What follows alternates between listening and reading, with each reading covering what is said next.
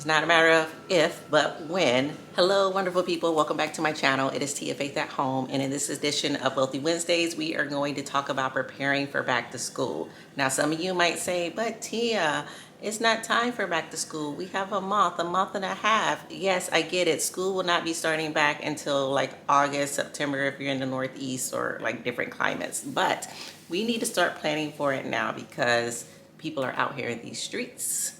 I know vacation season is just about over. I'm assuming everyone's doing vacation in July because when I was looking for a spot for us and looking for hotels, booked. So we're wrapping up vacation season and we are now getting ready for back to school. So I'm going to share with you 6 tips to help you get ready for your back to school shopping. And hopefully these tips will take a little bit of the frustration off your plate or like make it a little bit less stressful and set you up for like a smooth selling season when it comes to like getting everything ready to get these kids back in school. Okay, so the first thing we're going to do is budget, and I've made videos before about how to budget and sinking funds. Specifically, I want to talk about adding like a line item to your budget or a specific sinking fund category, and I'll post that video so you can go back and watch it. But you can just make a back to school sinking fund. And essentially a sinking fund is something that you add money to periodically, whether it's every other week, every month, once every couple months, but it's for an expense that you know you have coming up so that when it's time to actually use it for that expense, it's a little bit less impactful and it's not pulling from other things you have going on. So I recommend setting up a sinking fund for back to school and start contributing. And if you haven't done it, it's not too late. A little goes a long way, or every little bit counts actually. Set up your sinking fund and then identify like how much you're going to actually need to spend for school. And inflation is through the roof. I think the last inflation report was like 2.6% from this time last year or something. Don't quote me on that, but you can go look it up if you're interested. But things are more expensive now. So set a budget and identify like how much you need to spend. We're talking school clothes, we're talking school supplies, we're talking if you live in some locations, like when we were stationed in Hawaii, you have to pay for the school bus. So the school bus, we're talking like extracurricular activities and all that good stuff. I like come up with the ballpark number if you don't know the exact and start planning off that.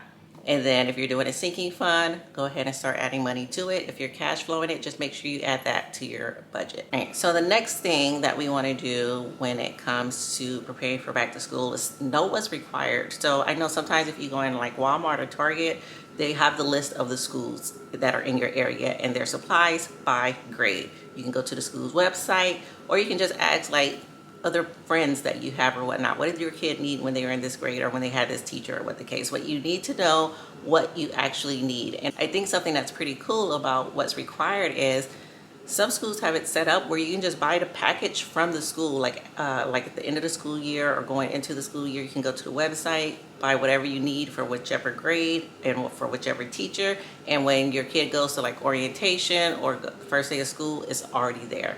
Convenient. Something else that I really think is cool when it comes to what's required is I've seen where Target actually links like to the school. So the school and Target have a partnership or something, but you go to Target's website, you type in the name of your school, click add to cart, and everything you need for that specific grade, for that specific school is added to your cart, and you can just go pick it up in store or drive up.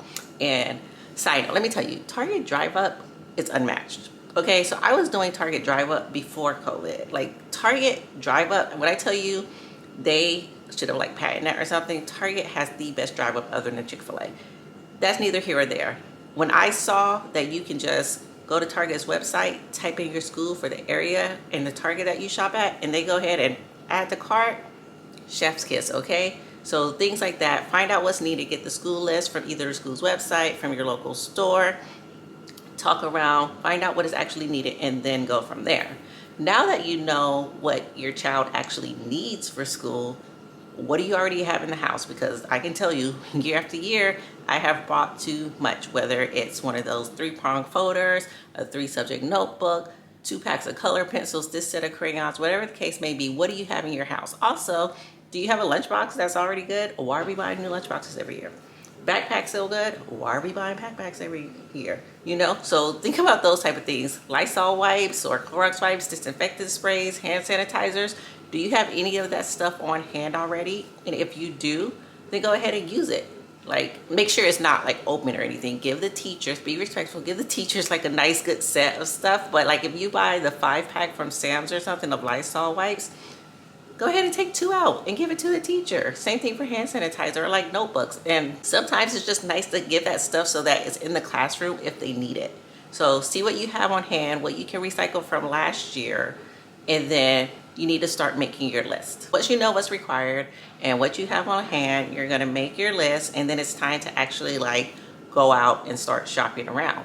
Now, if you wait till the last minute, stuff's gonna be ransacked. And sometimes when you go to click to add to cart because you went to Target and found your school, they're not gonna have it anymore. So start comparing, and if you can or if you would like to, start buying early. I know some of us like to wait until the savings, like tax-free weekends and everything, but just start doing your comparison shopping. If you shop online, things like Honey or Rakuten for special savings or cashback deals. And then like if as the kids get older, you have bigger things like scientific calculators or laptops or those Google Chromebooks or just things, that's what you really want to compare or whatnot. I personally would not go back and forth between a 10-cent folder versus a 15-cent folder. But when it comes to those larger line items, or if we need like backpacks or shoes, of course I'm looking for a good sale or something, because stuff is expensive, kids are rough, and I want to get the most bang for my buck, right? Start doing your research and start comparing, and then you can search like Facebook Marketplace for used items or eBay or anything like that. Buy secondhand. So again, I just want to tell you, compare and research when it comes to finding the things that you need to get. Another option when you are comparing and researching for prices or whatnot, and this is something that we actually did when my daughter played trombone instead of buying a trombone, because we weren't sure how long she was actually going to stick with it. We did not buy a trombone. We rented her trombone. She gave it back at the end of the school year. So renting is also an option, which leads me to my next point when it comes to looking for discounts. There's nothing wrong with looking for a discount. I love a good discount, whether it's a military discount, a tax-free discount, or early bird discount. If there's a discount, I am here for it. Because one, if I'm doing self-checkout, you already owe me a discount, but that's neither here or there. But look for discounts. I already mentioned places like Honey and Rakuten where you can either get cash back or they help you find the lowest price available. Early bird specials, I think a big one. I don't know if they do this all over the United States, but I do know in like Georgia, Alabama, it's a thing where it's tax-free weekends, and like essentially anything related to school is going to be tax-free that weekend, whether it's clothes, school supplies, not groceries, unfortunately. But look for discounts, and that will help you save some coins when it comes to preparing for your back to school shopping. This next step that will help you prepare for back to school is huge. It's important because I don't think we realize how important this is, but we have to plan for ongoing expenses like field trips throughout the year, lunch, sports, extracurricular activities. It doesn't all happen up front at the beginning of the school year. Like I know some schools, they break it down by semesters. And then again, if your child's playing sport, they may not play a sport till it starts for the spring.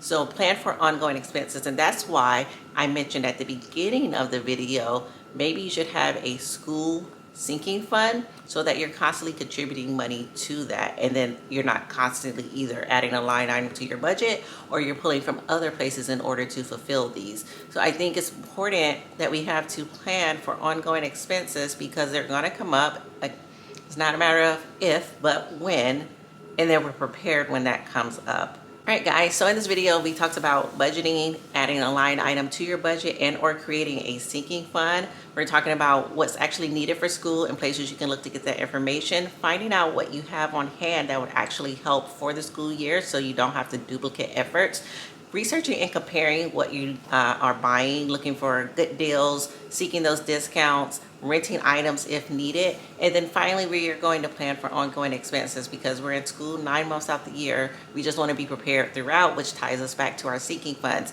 If you guys have any questions about sinking funds, you can watch this video, and I will see you next time on Wealthy Wednesdays. I hope you're enjoying your summer.